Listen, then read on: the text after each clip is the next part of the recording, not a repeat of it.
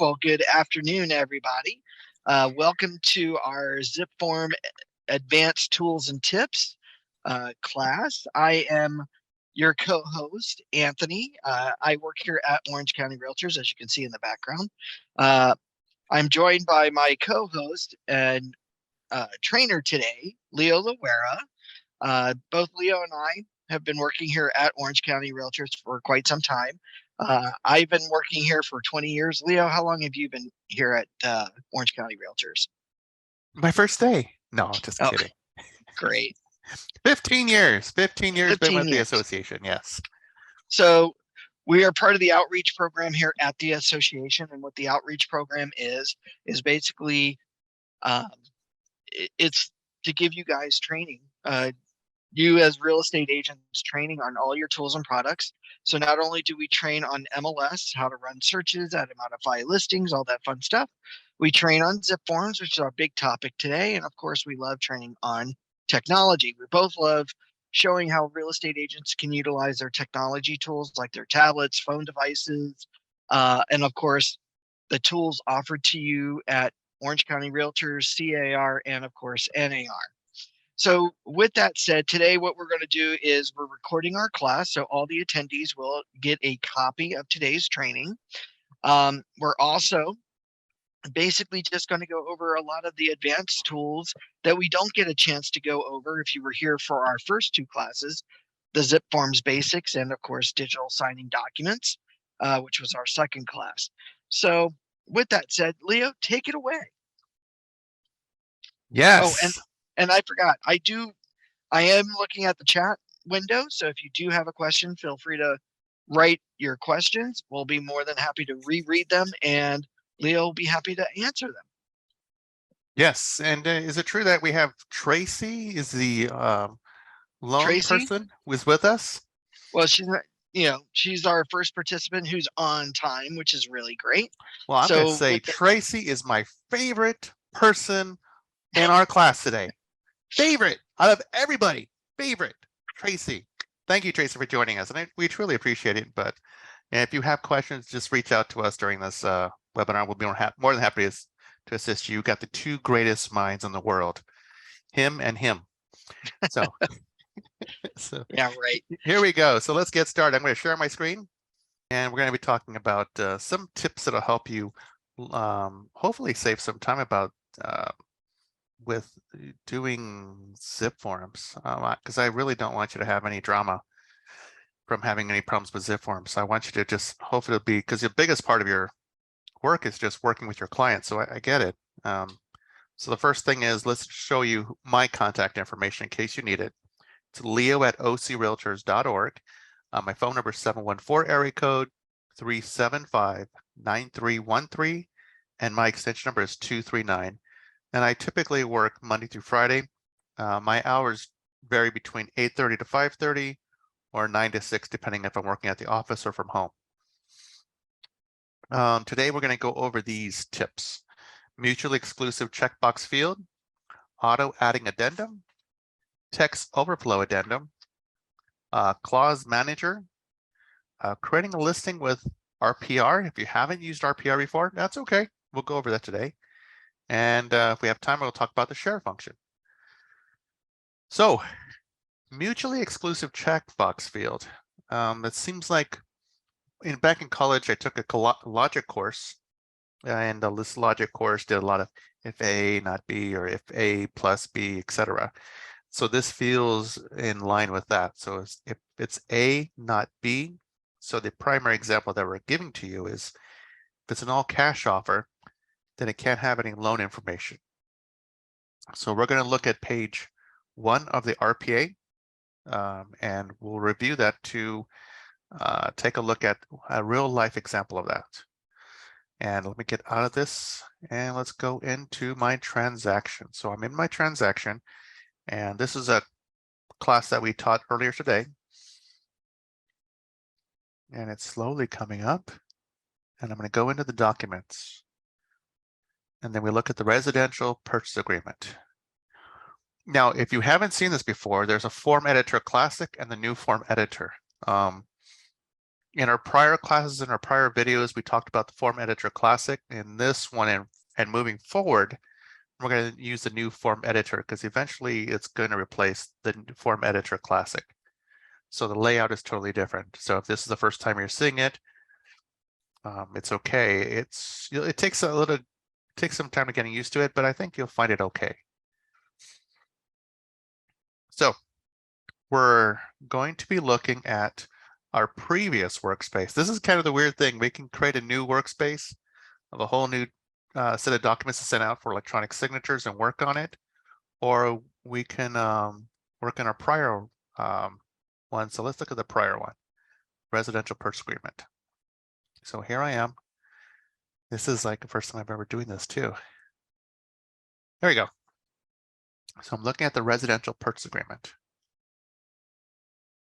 And I have to look at information related to payments, so if it's going to be all cash offer or not. So here we are. So here we are. I'm looking for all cash offer. There it is, this button right here.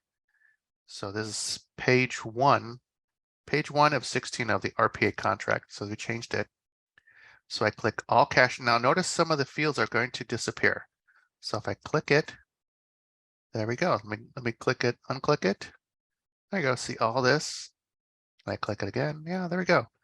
So of course there won't be any information about regarding interests or loans. That's just going to disappear.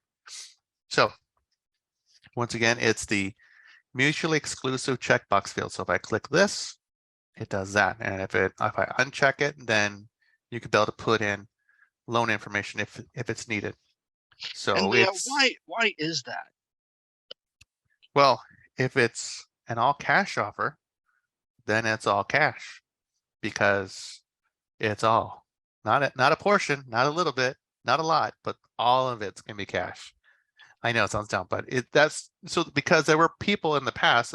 I'm guessing that before they put this feature in it, was that they would allow you to click all cash, and then some people put in loan information, not knowing what the meaning was, and that created a lot of confusion. Are you paying all cash, or are you going to have your client? Is your client going to finance it?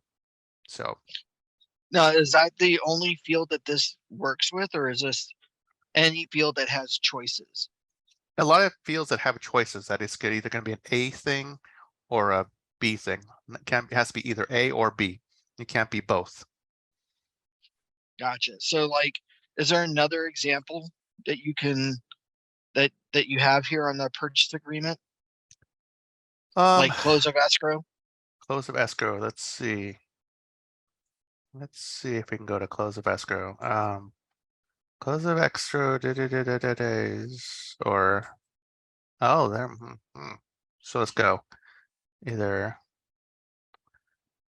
I guess so. I haven't played with that much. I'm sorry. I'm like, ooh, this is new. I feel like a little kid. Ooh, this is new. So So it's A or B. So it's either days after acceptance or on a certain date. right. So for fields like this, like close of escrow, some agents would put in like a 45-day escrow, but then they would have in there a specific date. Like as an example, they would have 45-day escrow, but have the close of escrow of December 31st. Well, if we look at our calendar, December 31st is only a couple of weeks away. So it would cause a lot of confusion. So the mutually exclusive fields just basically indicate that if I put in the number of days, so if you type in the number of days, Leo. This is something very unusual. I can't. I think that I have to go into tools and put a checkbox field in there. No. No? Go into your field. What field are you in?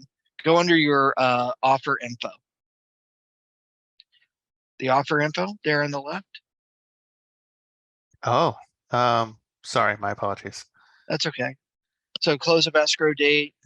They used to have a number of days here, and it looks like they took that away, or they haven't added it in yet.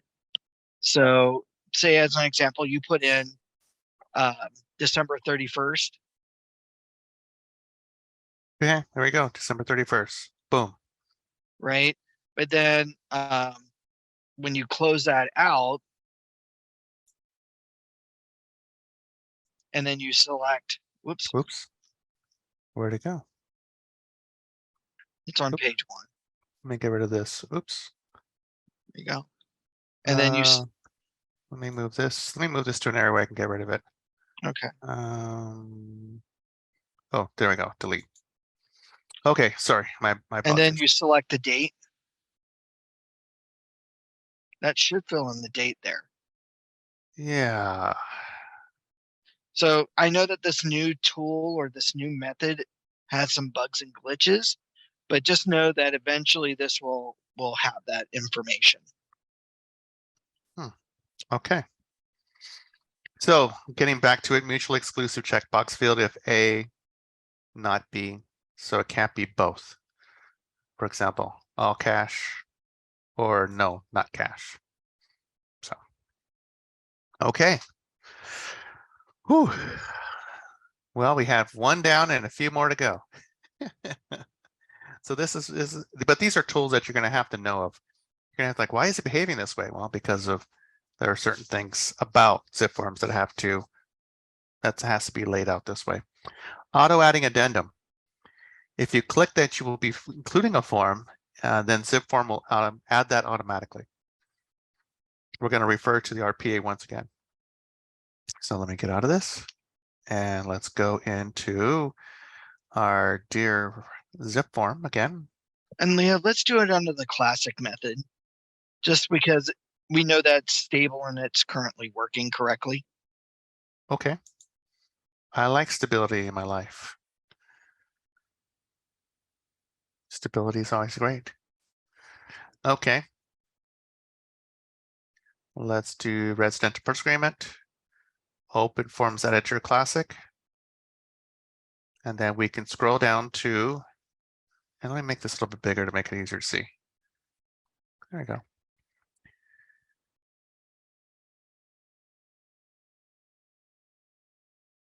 We're almost there. Don't fall asleep. Here we go. So in all cash offer, see all this information, and it's actually easier to see this way. Close of escrow. Yeah, I can certainly highlight it. There we go. And then if I were to put in a date, put this date in there, yeah, it would disappear. So yeah, there we go. Just like you said, Anthony. The greatest minds. Anthony ×2. Okay. Excellent. So it does work in the classic edition. Okay. But now we're looking at auto adding addendum. Okay. Auto adding addendum would certainly be in the RPA. So I am going to click the section that's going to be adding addendums. Or is it called addenda? Okay, so here we go. So if I were to add the probate, it will add the probate. See, it says right there, it adds it. If I wanted to add wildlife disaster advisory, I can be able to do so. And or short sale if I wanted to. Now, let's say I said, oops, I didn't mean to add those. Well, if we look at our forms, let me find them, short sale and wildlife and probate. If I wanted to delete them, I could delete them. Gosh darn it. I could delete them first, or I can go, but I would recommend unchecking it because it's the simplest thing to do. And then I go back and then see they're still there. So then I say goodbye, hit delete. Once again, I hit the drop down menu and then hit delete, or I can click the box here and then click delete right over here. It says your brokerage settings may prevent you from deleting certain types of documents, but I'm not using the brokerage edition. I am using the personal one. So there we go. So now I just have the probate agreement to worry about. There we go. Form Editor Classic. Okay. So that was an example of the auto adding addendum. The next feature that we're going to show you on, any questions about that at all? I mean, you click something and boom, it comes on.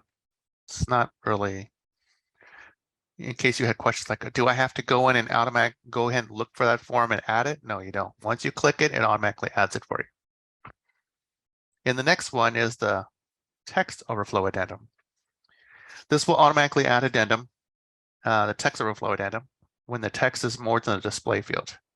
So if there's a field that requires text, it will create a TOA form. That's what we call it, a TOA form. It'll be added to the documents list. So it doesn't work in every section, but it works in, like, if there's a certain dollar amount, it's not gonna go to a TOA form. You have to input that dollar form. But we'll display the contract page section, can be used in any contract requiring text, will automatically add. So let's go take a look at it. So I minimize that, go into it, and we can go back up to, I want to go back up to additional finance terms. So if I were to say start, and then I just start typing a bunch of information regarding and that's needed for this transaction, you can type to your heart's content and you don't have to worry about truncating things. Like, there's Twitter and a lot of other social media websites. A lot of them are okay with you typing more than the space provided, but in Twitter it doesn't. So I will end with that. And as you see, if I click to the side over here, you will see that the word end is not here. I've typed longer than what's available in this spot. So how do I know a TOA has automatically been added? I can click preview on the top gray bar over here, the light gray bar. So I click preview, and then it pulls up, gives you a sample of everything that you're in there. This is going to be page 3, I believe, but we can double check. Okay, I'm going to scroll down really quick. So if you get sick, I understand. Close your eyes until I tell you to open them. Almost there.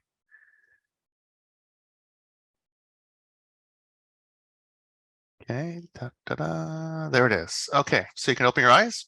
So we're on this page, and then we did type in the additional finance terms, G2, C text overflow addendum, CAR form TOA paragraph 1. So if I close your eyes again, scroll down all the way to the bottom, you will see that there is a text overflow addendum that has been added that was not there before. And it starts with, it's an RPA contract, section G2, additional financing terms, starts with a start that I wrote start, and it ends with the word end that I wrote. So all the information I typed in is here, and you can keep on going. It will automatically add more lines of TOA here, all going all the way down. But if there's a number of different documents where you've taken advantage of the TOA and you run out of space here, no problem. It will automatically add another TOA form and so on and so on. So don't feel like you're limited to only the space that you can visually see. No, you can keep on going on. You can give a thorough description of the additional finance terms in this section, for example. So just a heads up. Okay, so that's text overflow addendum. What's the next one? Any questions about so far what we covered? Text overflow addendum, auto adding addendum, and mutually exclusive checkbox field. So far, no questions. I think that's See? taking it easier on you, seeing how it's near the end of the day. No. We got the most educated agents on the planet here. So they know, they're like looking at this, like just absorbing it like a sponge. So they're the best. So and Leo, just out yes. of curiosity, because I know we always get asked this question. Okay. Question number 1: Can I can I do this on multiple sections of the form? Whereby, Yes. Maybe the additional or the other terms, and then maybe another section, will it keep filling in those sections on the TOA, or will they be separate TOAs for each section? We can give an example. Let me go ahead and add this back on there. Almost done. Don't fall asleep. You don't get paid extra for that. I'm almost done. Okay, there we go. Okay, TOA right there. And then let me go into it. Copy. Oh, let's see. Where should I add you? Other terms. That's kind of small, but oh well, it's fine. More stuff to type. Oops. Type.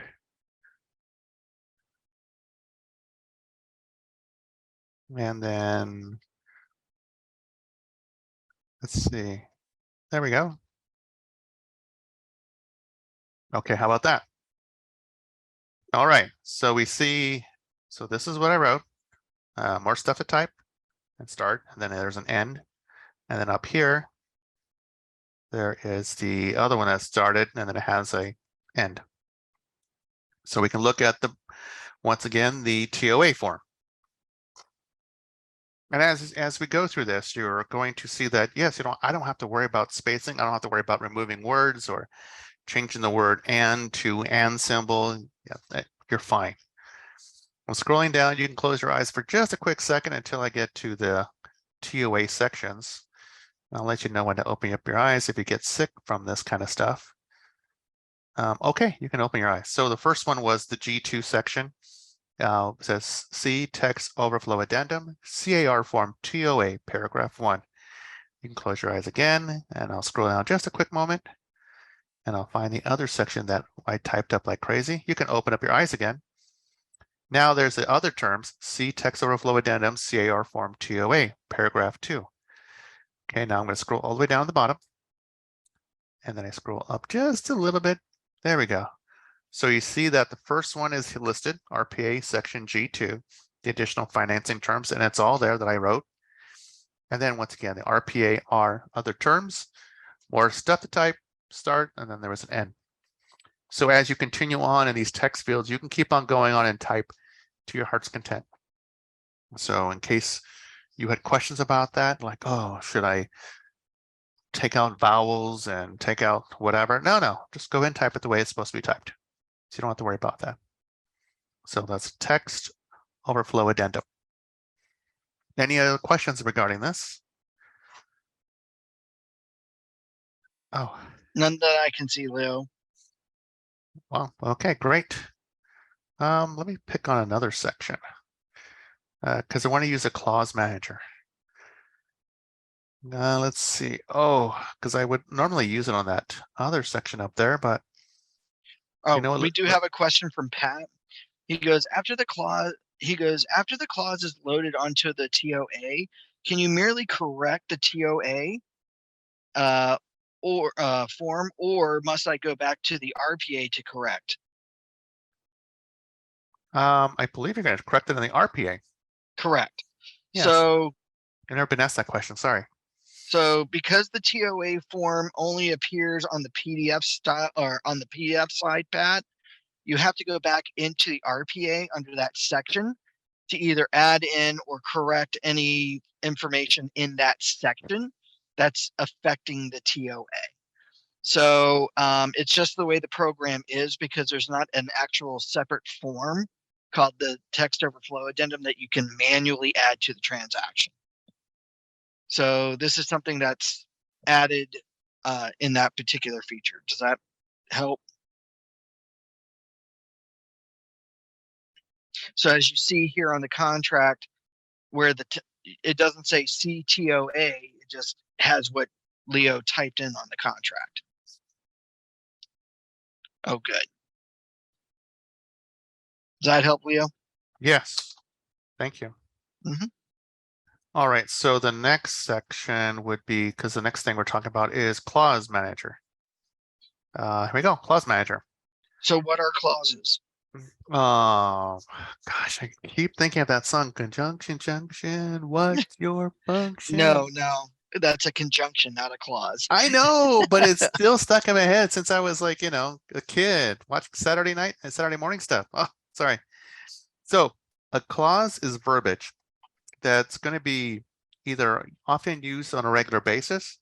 So rather than typing it up every single time, you would just save it in a clause manager, and then you would populate it in to the spots that needs it. Or it might be a case where you're this is not often used verbiage, like a probate or foreclosure or short sale. These particular verbiage that's used in a particular form, whatever that form may be, and you can, instead of asking your mentor or your broker for the right verbiage for this particular section, you can automatically just go ahead and save it over to the clause manager. So that way in the future, like maybe 2 years, 3 years down the road, you need that verbiage again, it's automatically in the clause manager. So let's just demonstrate it. We're going to create a clause, category, clause title, clause wording. It's a pencil icon, insert clause or change casing of letters. We'll talk about that in just a moment. Oh, by the way, the personal clause is what we're going to be touching on. So here's the pencil. Yeah, so here's the pencil. So we click the pencil. Before we do that, though, I have to create the clause. So I'm going to be in my transactions. I have to go to my transaction tools, and then there's my clause manager right there. Now, there's no library clauses because we're not using a broker edition. We only use our own personal one in this example for a class. I have no clauses here, so I have to create one. So I have to choose a category. So I can start typing up seller. There we go, seller. Clause title, responsibility of buyer. Okay, just an example. Text, we're going to put in buyer is responsible to bring chocolate chip cookies at time of closing. Okay, your real world situation better not have this happen. You better not, but I'm just showing you how to use the software. There's my category. There's my title that I created, whatever that may be for you. You're going to put that information in. And then the text that we're going to use on a regular basis from time to time. So I'm going to hit save. So that way it's a clause. I'm going to use a different clause. I'll show you again. It's going to be the responsibility of my buyer. Responsibility of seller. Seller will, oops.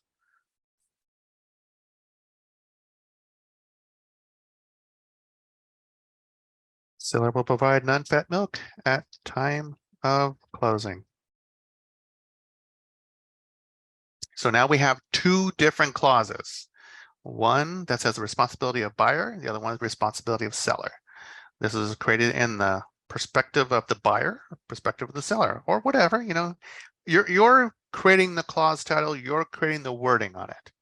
So it will appear when you need it. So if I were to go into this transaction that we've been working on, and then I go into my documents, and then I zip into my form, open the classic version. So I see here that the same one that I have a TOA form, I'm going to put clause 1. And then I'm going to reach out to my pencil right here, and I click the pencil. So the pencil will show me the icon of the clause manager and these 3 different choices, which I'll go over in just a moment. So I go ahead and type, choose my buyer. That's it. And then I will click, let me scroll down, click insert. Okay, see you there. And then I will go back up. And then I'll write down clause 2. And then I will add the other clause by clicking the clause manager, choosing the seller one, choosing the word insert, and there it is. Seller will provide non-fat milk at time of closing. Buyer is responsible to bring chocolate chip cookies at time of closing. Okay. And then of course I left this alone to start, so it's been pushed forward, and then it goes all the to the end. So if I want to see what it looks like at the end, I go into my preview.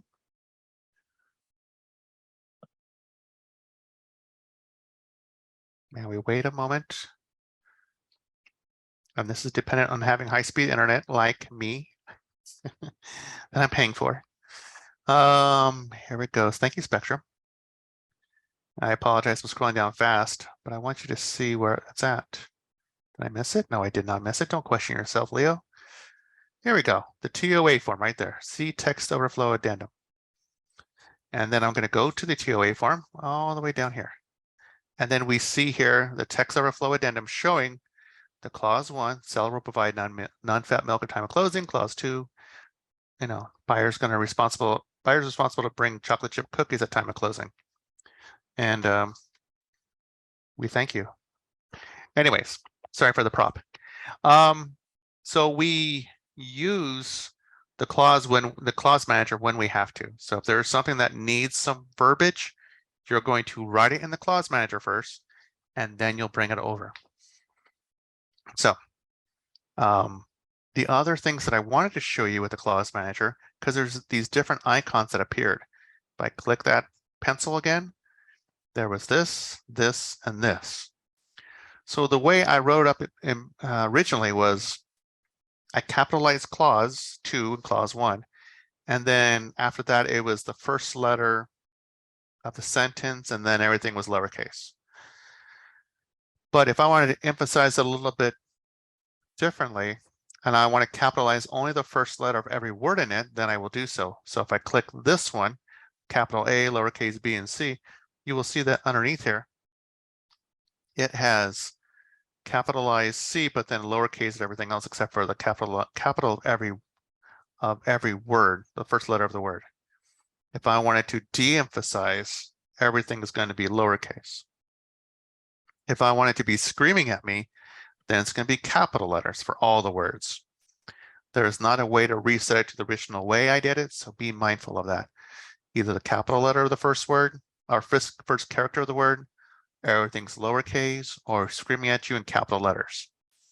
That's a great way to make sure that people are paying attention to a certain section, or if you just want to notate it, you can do lowercase, and that's fine. So that would be what we use the clause manager for.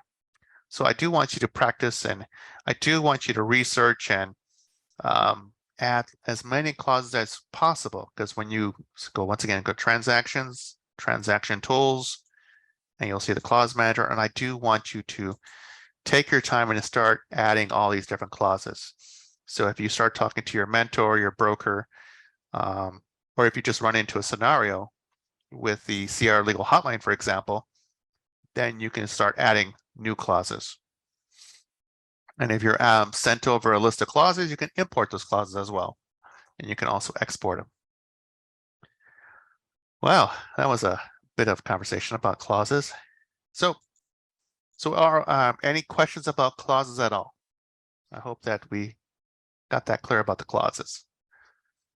And like I said, like a template, it saves you time because it's something that's going to be used on a regular basis, and then you can automatically populate it into a section, or it's something that's going to be rarely used, but rather than having you go back and forth trying to find out the right verbiage, don't do that. Just copy that wordage into your clause manager, and you can populate it anytime that the need arises. So clause manager, it's going to save you a lot of time and energy. So how many, a show of hands, how many, start looking like, how do I raise my hand? You have to look in the tools there. How many have ever heard of RPR, the Realtor's Property Resource?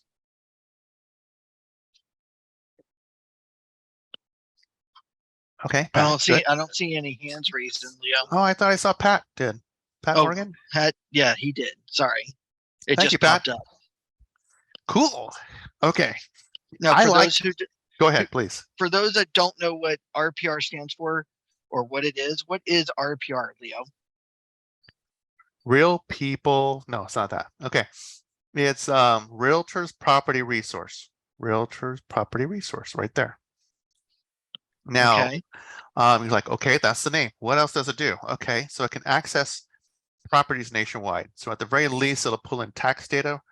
But if the MLS service is data sharing with RPR, like ours is, you can not only pull in tax information, but you can also pull in loan information, school information, comps, and estimated values of the property. It's a great tool too, because if you're just kind of curious, like, you know what, I've been reading all these articles that prices for homes are cheaper in St. Louis, no, St. Louis, Missouri, no, St. Louis, where? St. Louis, in St. Louis, wherever. I know, I have to go hang out with my 5th grader to get that information. Sorry about that. So Canton, Ohio, if their properties were cheap in Canton, Ohio,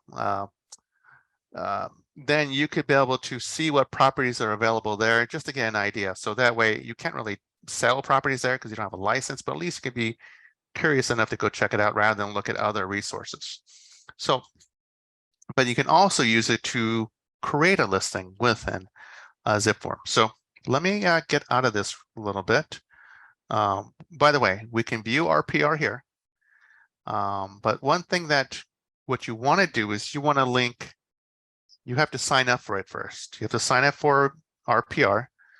And one way of doing it, and the way I was taught, was you can go into the dashboard of MLS. So here's our MLS. Here's our dashboard. And there's all these different tools to choose from, many of which, some of which I know, MLS Touch, NAR member resources. Anthony teaches a class on Savvy Card. You should take that one. I highly recommend that. But also here's RPR, Realtors Property Resource. So if I were to click RPR, you would actually have to log in with your, with your NAR number, your National Realtor Database System ID.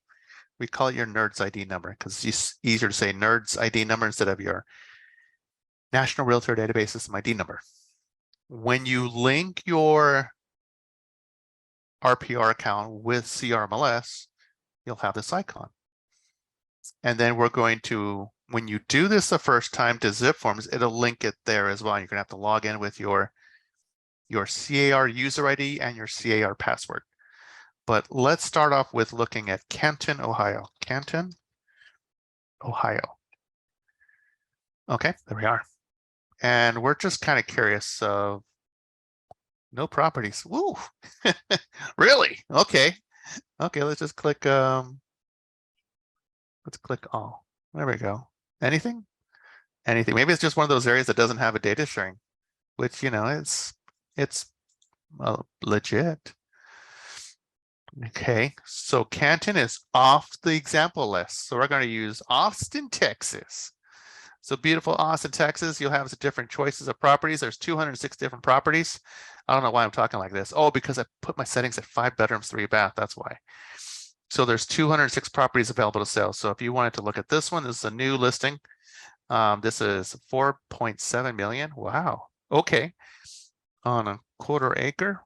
Not bad. Not bad at all. Okay. So anyways, so you can use this just to explore, but in our area, let's look for a house that's relatively close to us. Now, this particular house at 2316 Hill Lane, this is a place that I know personally because I used to live there. So when I was a kid, we lived at this beautiful home. Mom and Dad bought this house for $17,000.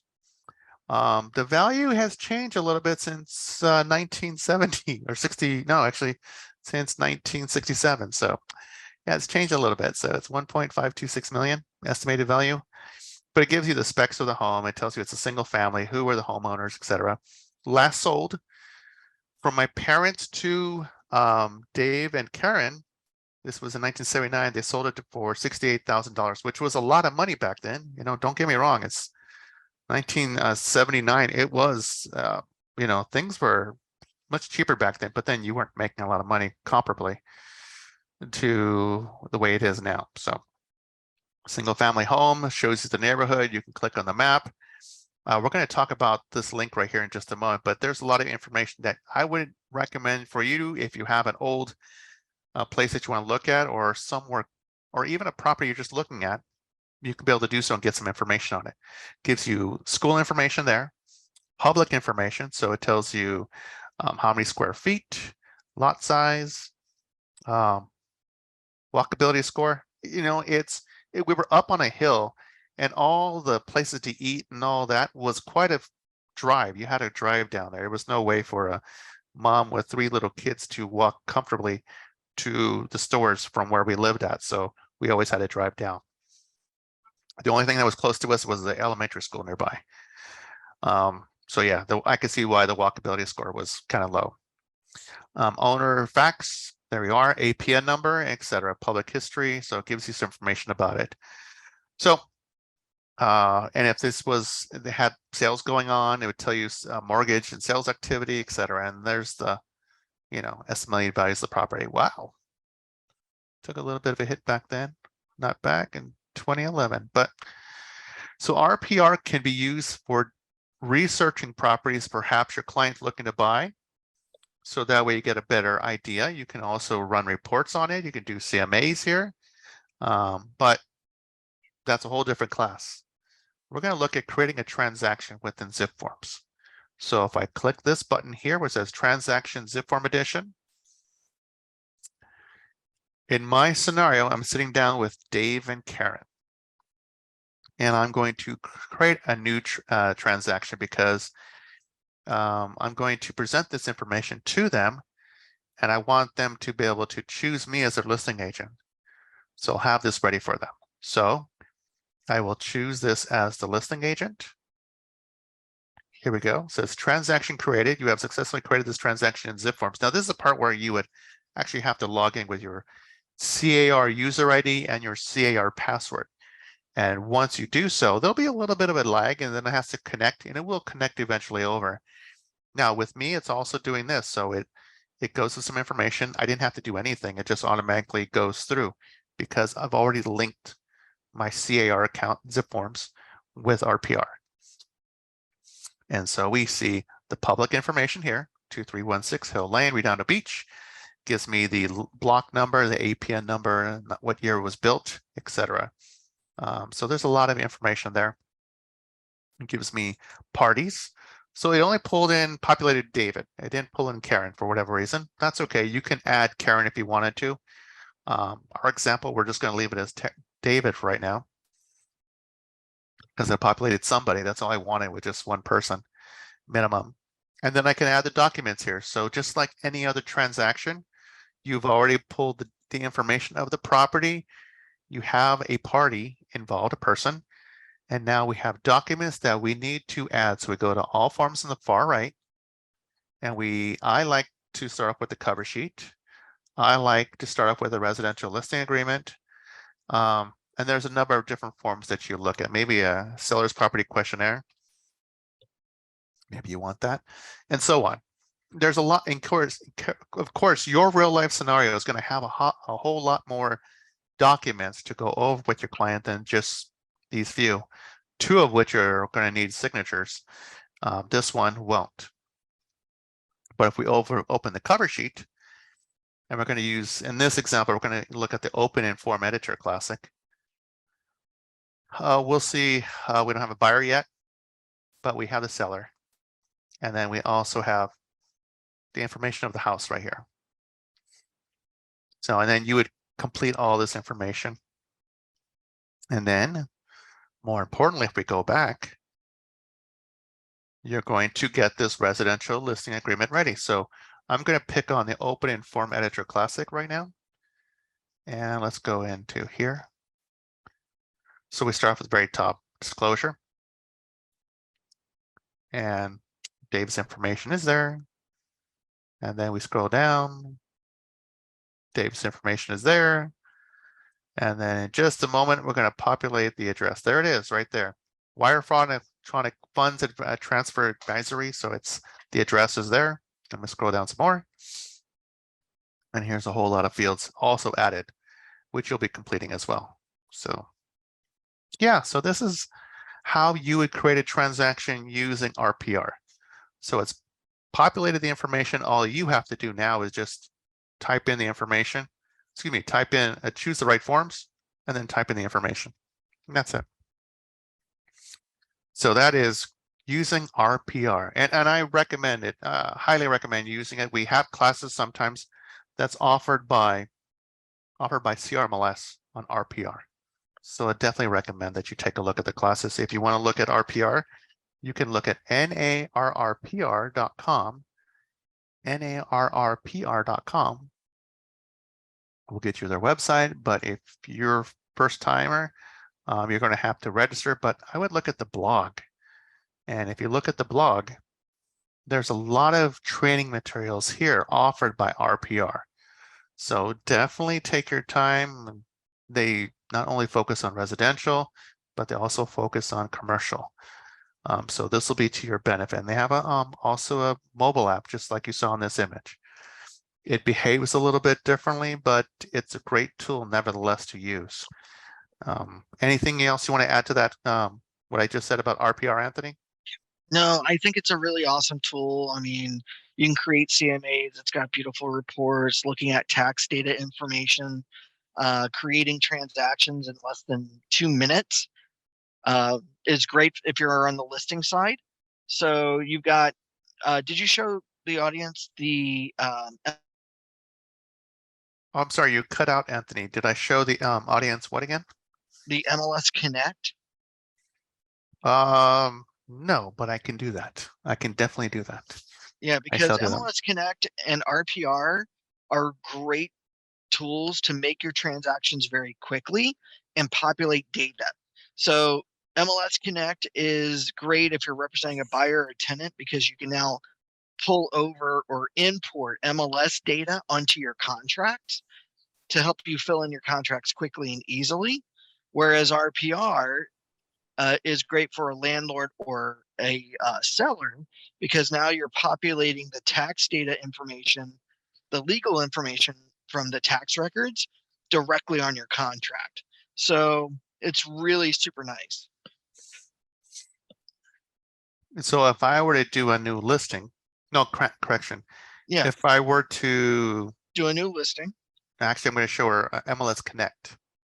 Okay, yeah, Yeah, create a because new listing. so create a new offer. Right, sorry. Yes. Okay, so I'm still stuck on that listing. Like, I want to say listing. No, new purchaser offer. I click new purchaser offer, and then it will say Anthony Breed, Fountain Valley. You can use whatever name you Type in want the to. office address. There we go. 105405 Halbert. Actually, oh yeah, you're doing MLS Connect. Never Yeah. mind. Sure. And then we'll say FV. Sure, we'll leave like that. But I'm going to use a different address, and it's going to be a live listing straight from MLS. So we're using CRMLS1. It's a property. The listing ID in this example is OC 2224835. I'm going to pull the image straight from MLS, and I'm going to have a picture right here. And then there's the information of the listing right there. And there's the agent ID of the agent doing that, and the residential. And so yeah, this is how you use MLS Connect. And if I look and I hit save, it's going to now pull the information straight from MLS, populated here because this agent has already done the listing agreement, filled out this information. You can see that there's a listing ID number, lot number 60, the address, APN number, year built, 1971. I was a little young kid at that time. Boy, I'm old. Yes, I am. Thank you very much. And then this listing price of $1.68 million. HOAs, $75. Oh, that's reasonable. You can go on, you see what everything that the listing agent put in here. So, and then this information will populate onto the forms that you'll be adding. So if we look at documents, go to all forms on the far right and click the cover sheet and the residential purchase agreement. You'll see, at least in the cover sheet, that in the basic editor classic, because we're not going to graduate to the new one yet. See, you can see that the seller's information is right here. See? So, and then if you're looking more information, it's of the address of the property, it's right there. So this will populate onto all the other forms that I'll be using. In case you're wondering, like, I don't believe you, Leah. I need some proof. Okay, here comes the proof.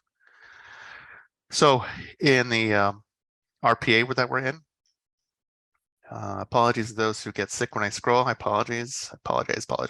So here's the address of the listing that's right up there that we're going to put the offer on. Because Anthony wants to move in Fountain Valley. No, he doesn't. But it's nice. There's the information. Ken Lee from EXP, etc. And then you would fill out all this information. So it does populate the information here. So MLS Connect, great when representing a buyer. RPR, great when representing a seller. So these are two tools that'll save you time and energy because you no longer have to go to different websites and copy and then go to this website, paste, copy, paste. It's just easy to connect all the information and go and use it to save time and energy. So how's that? Any questions about that? RPR. And honestly, take time to learn about RPR. It's one of those tools that a lot of agents are, for whatever, not aware of. So by you being told about RPR, that gives you the edge.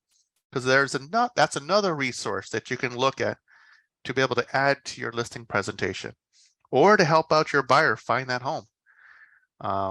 Because it does pull the information straight from MLS, CRMLS. So definitely take advantage of it. And most MLS services nationwide do data share with RPR. I am curious about Canton, Ohio now. I'll have to look that up later. Okay. This class is supposed to go until 5 o'clock. Let's talk about sharing. Ready for sharing, Anthony? Sure. Well, it sounds like one of those moments where we start sharing about past experiences, but we're not going to talk about that today. We're going to talk about sharing forms to make life easier. So we're going to make it easy for everybody. Save the address? No, let's not do that. So we go into all parties. So we're looking at what do you mean by sharing forms, Leo? What do we mean by that? Yeah, what do we mean by that? Well, actually, let me back up. Sharing, the share function allows you, let me just get the right wording here, because let's go back into it. Boom. The share function allows agents to discuss forms with other agents, clients, and other parties. It's compatible with video and audio chat and screen share. It deters wasted time and energy going back and forth due to misunderstandings. And I'll give you a perfect example in just a moment. For mentors, if you're working with a mentor, it's a great way to have you and your mentor work to get educated about different forms. So perhaps this would be an opportunity for you to talk to your mentor, and they can use the share function to show you the right verbiage that should be in a given spot. And that way you could be able to see it. And you can share multiple contracts and forms. So let me minimize this and go back into sharing. Now, here's David again. We're picking on David. David doesn't have an email address. So let me type in Leo for work. So the first step for the sharing function, it requires emails. So this client, David, has to be comfortable with a computer, has to be comfortable having an email account. He has his own email account and has no problem sharing information, going back and forth. And hopefully David is not using dial-up modems. So hopefully it's faster service than that. So I've saved his profile, David. These are my documents. And there we go. Stop bothering me. So I'm going to look at the seller's property questionnaire. I'm going to choose open up the form editor classic for right now. So if we look at the forms editor classic, we see that for some reason it starts from the bottom up. Looking at David's information, it shows that it's, for whatever reason, last name then first name. I can't fix it. I don't know how to fix that. I suppose I could try to fix it, but it won't populate in all the fields like that. for whatever reason. But you're also noticing that here, there are gray fields here. You're like, whoa, I'm clicking it, and there's nothing happening, nothing. I'm clicking all day long and nothing happening. Well, it's because seller one is the one responsible for filling in this information. So seller one has to do all this stuff. You could fill out other portions, but he cannot do this section. So how do we have Dave fill out this? Now you could send this out to him via auth to sign and have him fill it out and then have him sign it. And then after he does that, it goes back to you.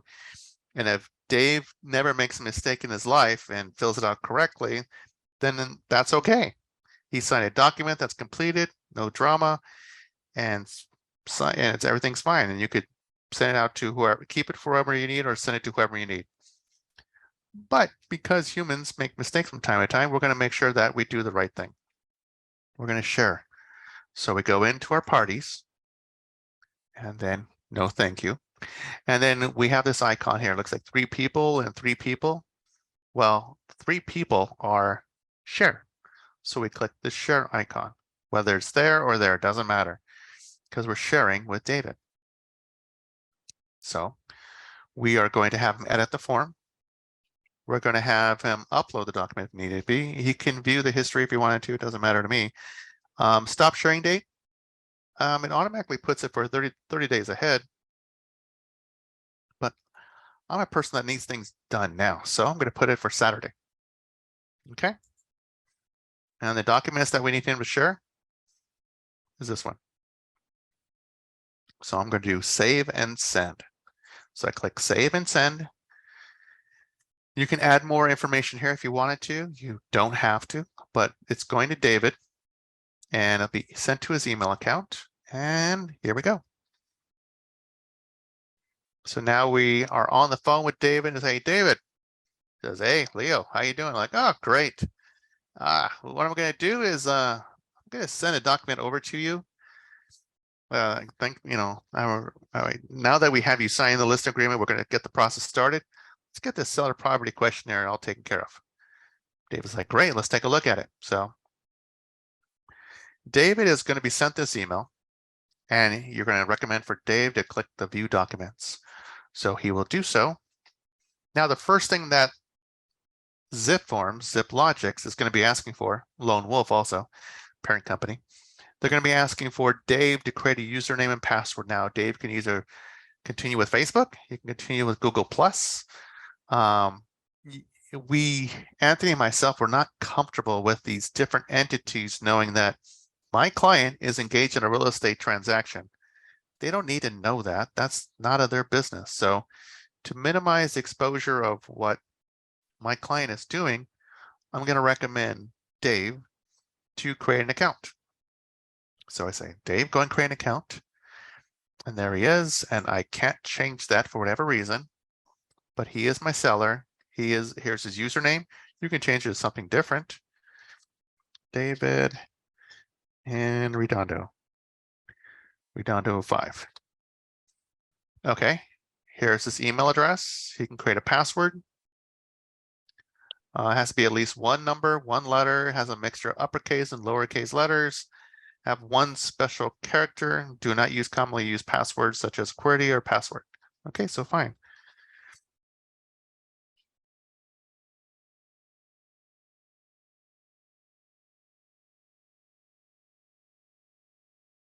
Okay, how about this one? Hope I did this. Hope I memorized right. Something short, simple, and sweet, Leo. And then we create an account. Now, you're probably not going to see this message, but I practiced with David and that same email address over and over again.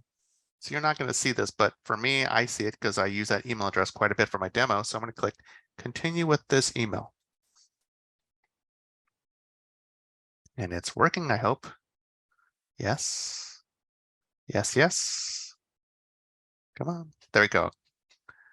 There we go. So of course, Dave has to agree to the terms and conditions. So this is an opportunity for, I would say, you to download this either print it or save it on your computer.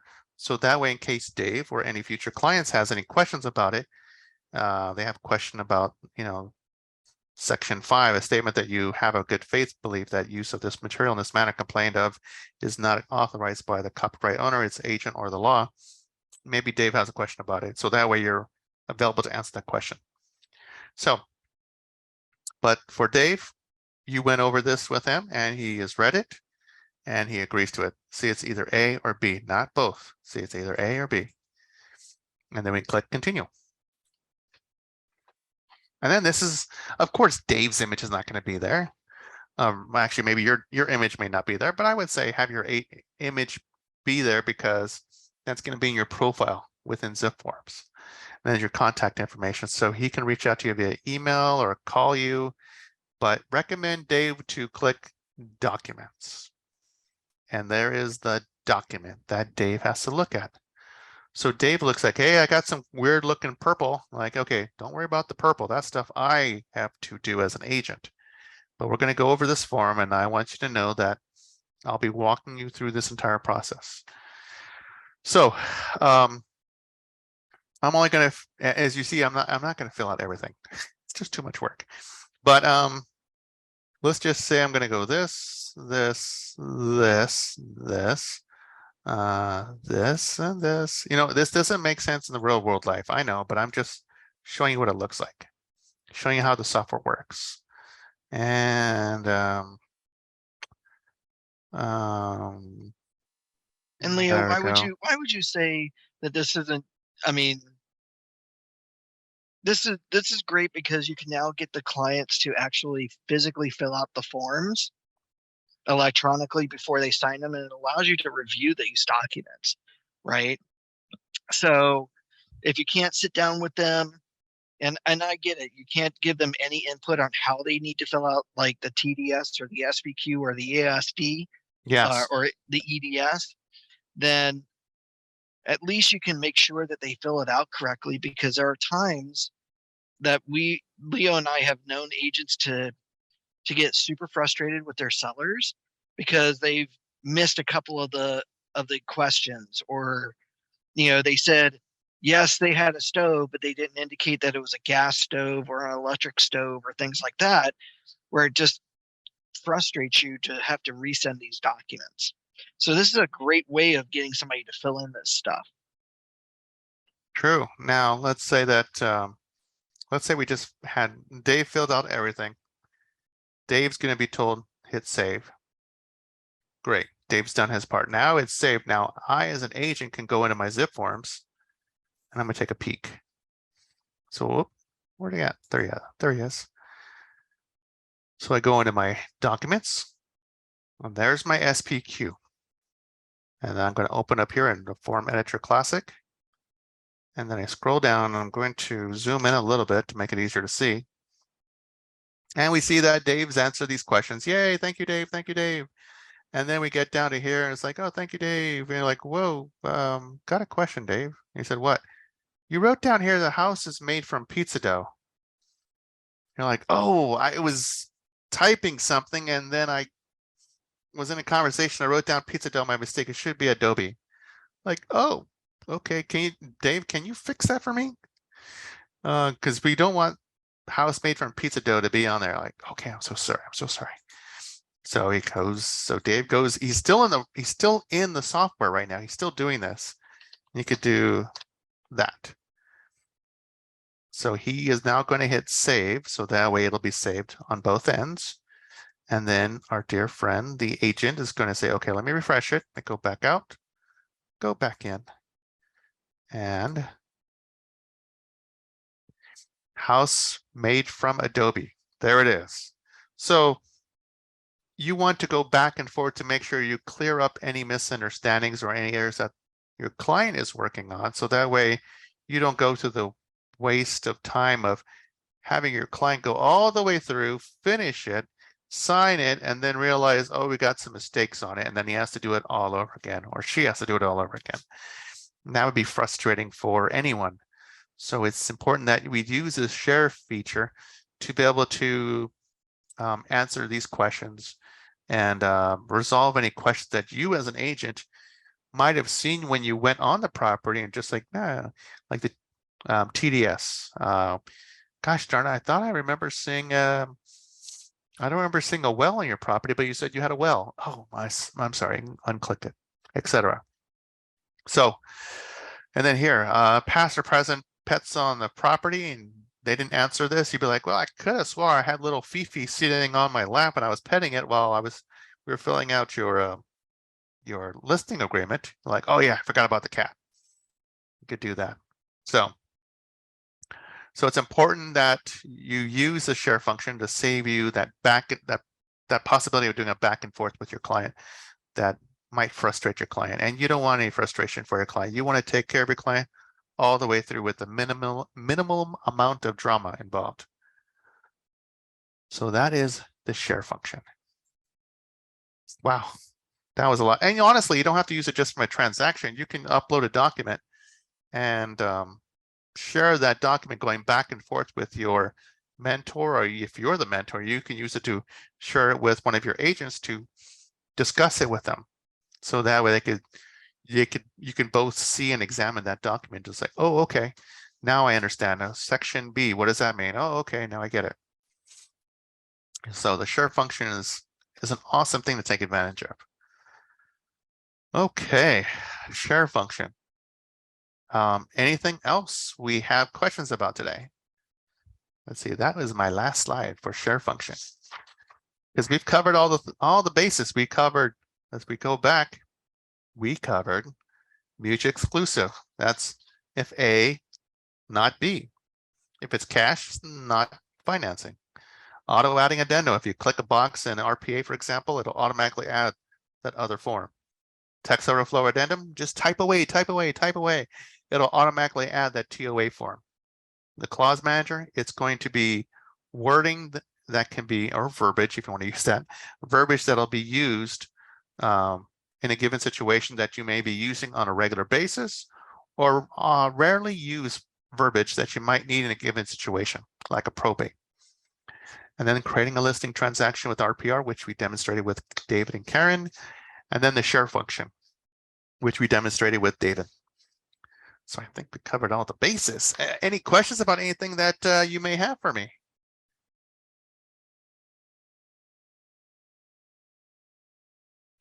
And it's okay. If you have any questions, let us know. Go ahead and type away on, I believe chat is the right place to type it in.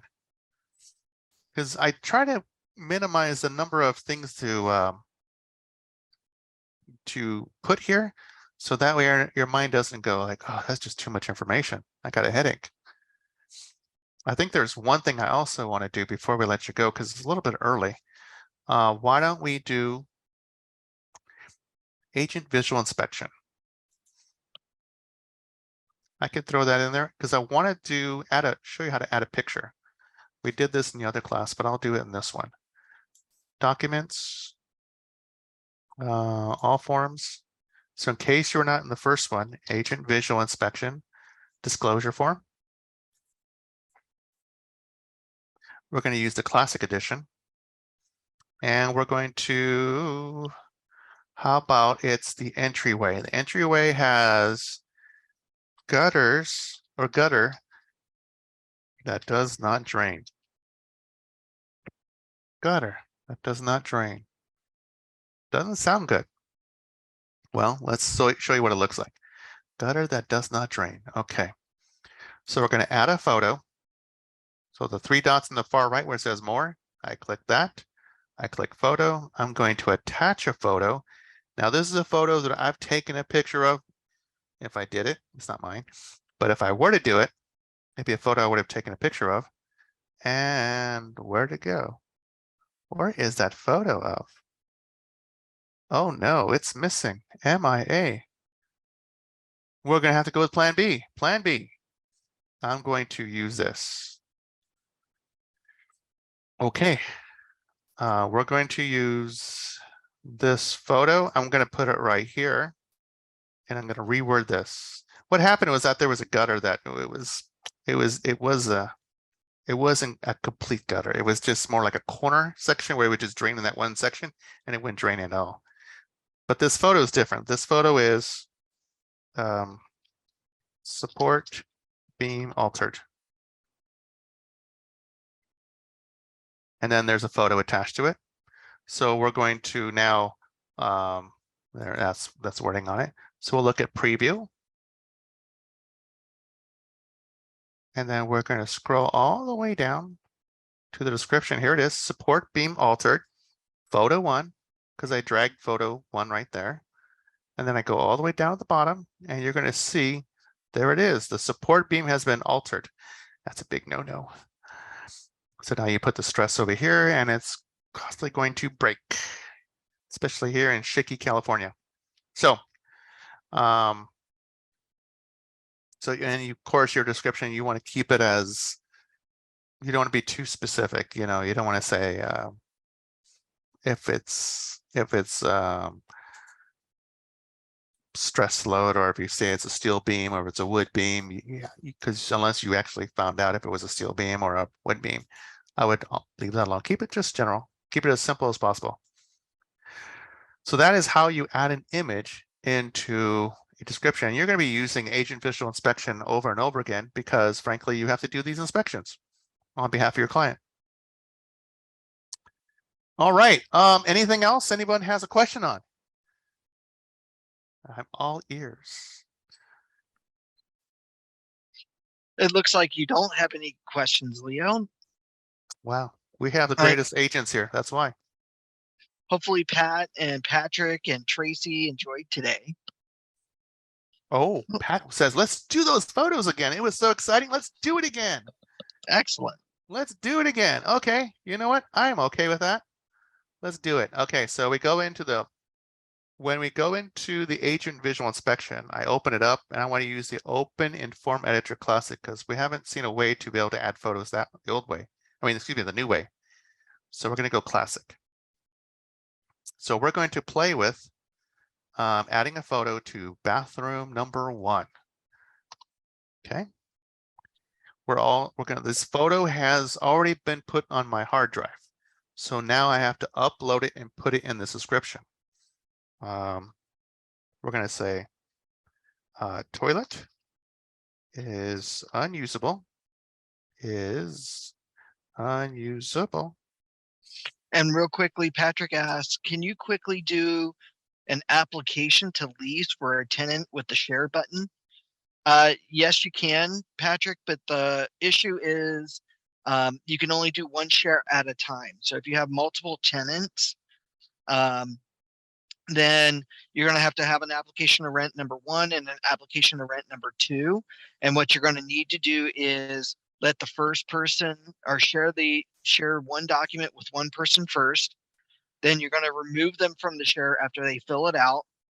And then you're going to get the second person to fill out the other document.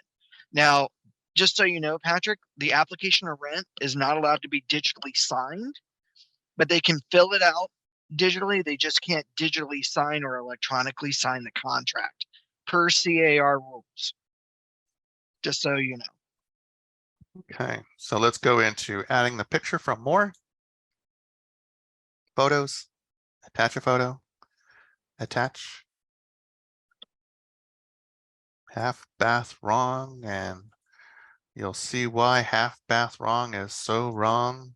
Whoops, gosh darn it. No, close this up. I didn't drag and drop the image correctly. Photo 2 needs to be dragged over here. Toilet is unusable. There it is. Now I can do preview. Now I can scroll it down here. There it is. Toilet is unusable. And why is it unusable? It's cut in half. Yeah, you're not gonna be able to use it. So when they say half bathroom, maybe they misunderstood. So yeah. So this is how you would use photos to help describe things. So you start off the process by putting some wording in, but the photos really help a lot to validate what you're saying in this particular section. Share function you were saying about lease. Yeah, so the application to rent, Leo. Okay, that So would, if you were representing a tenant or tenants, what you can now do is do a new lease. yes. Let's do George. And Okay, the application to rent is basically like the TDS, right? Where the agent is not able or is not allowed to fill out that form.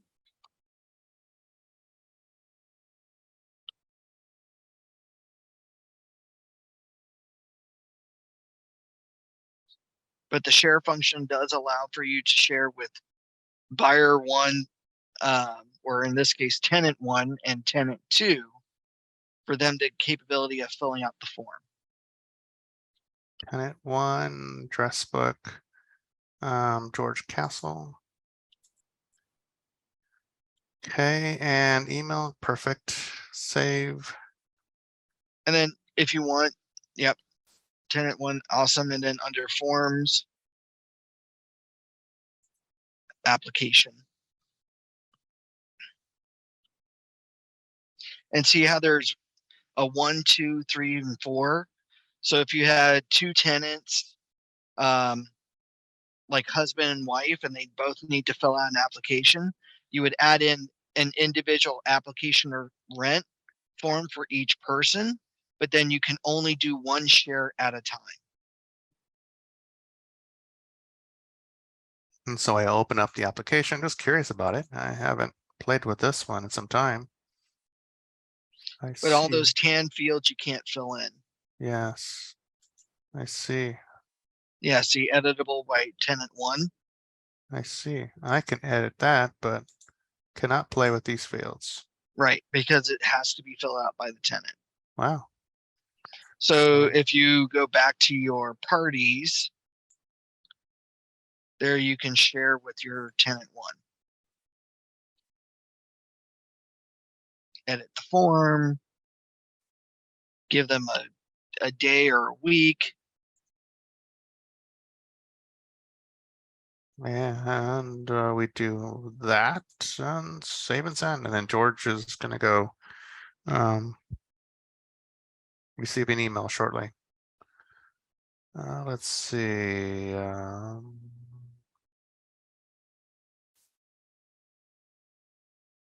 me get rid of this one. Thank you. There we go. George Castle. George Castle, view documents. View it.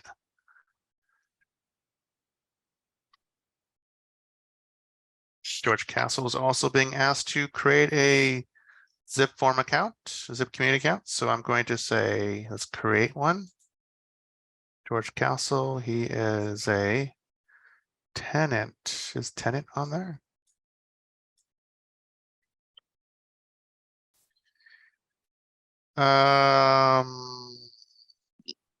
Just the buying or the buyer. Okay, I'll leave that alone. George Castle 32. I'll add a 0. Password.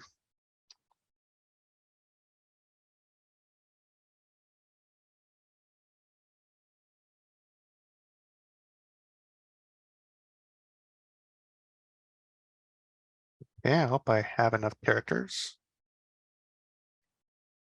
I think it only requires 6. There's 8 characters. Oh, 8. 8 characters. They upped it. Okay, and then he's going to agree to it. Click continue. Boy, I'm really zoomed in on this one. There we go. Okay, documents. You're There welcome, it is. Pat. You have a great day.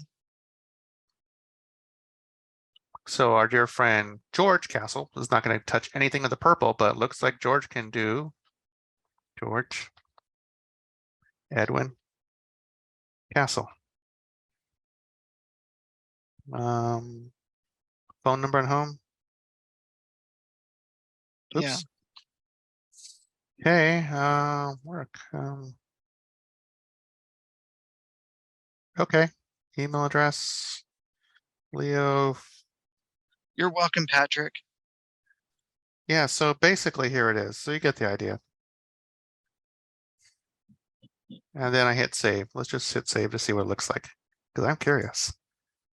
Well, it's no different than the TDS. Yeah, it'll all be the same same but I have never looked at this contract before. I'm so curious. Documents.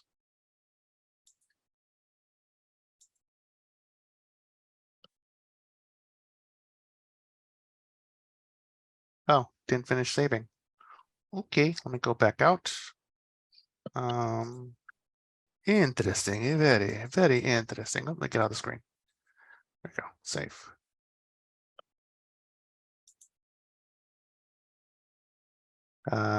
Relationship. AMC Gremlin 1972. Rust. Sounds good. Yes. Lovely. Okay. We'll get out of that. Good. Okay, so we go into now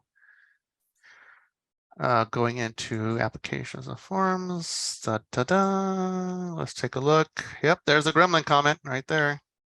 Interesting. There it is. Okay. All right. I see now. I am a more educated person. Thank you. Okay. You're welcome. All right. Anything else anyone has today? We are on a roll. Doesn't look like it, Leo, and it looks like people are.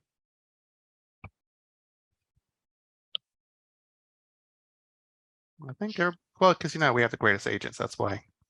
So Yeah. how about we just spot 4:51? I respect everyone's time, so we finish early.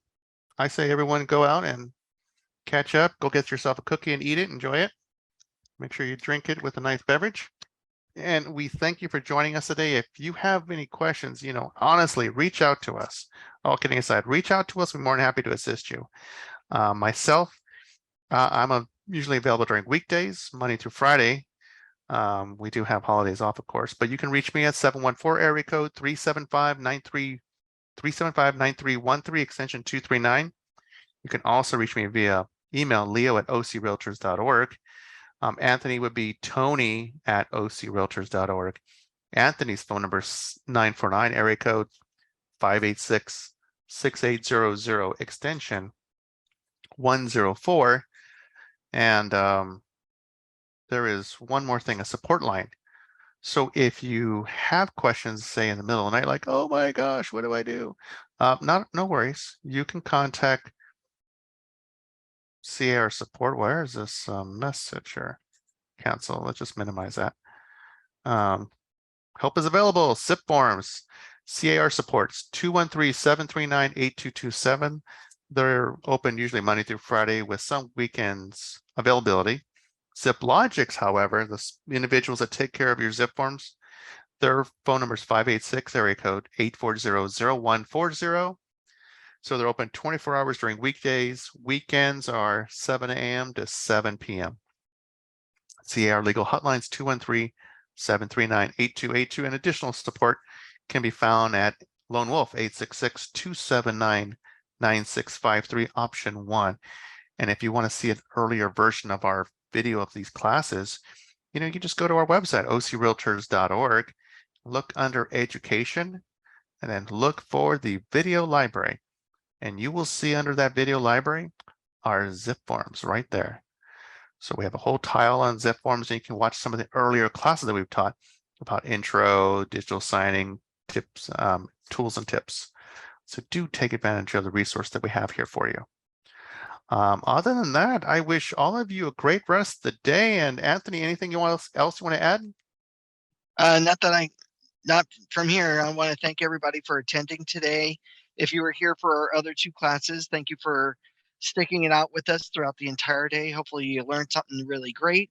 And if you do have any questions, please don't hesitate to call or email us, and we'll be more than happy to help you all out. Oh, okay. Other than that, have a said, great holiday, everybody. Yeah, have a great rest of the holidays, great rest of the year.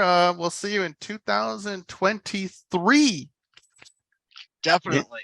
All right, enjoy. Thank you. Bye-bye now. Bye-bye.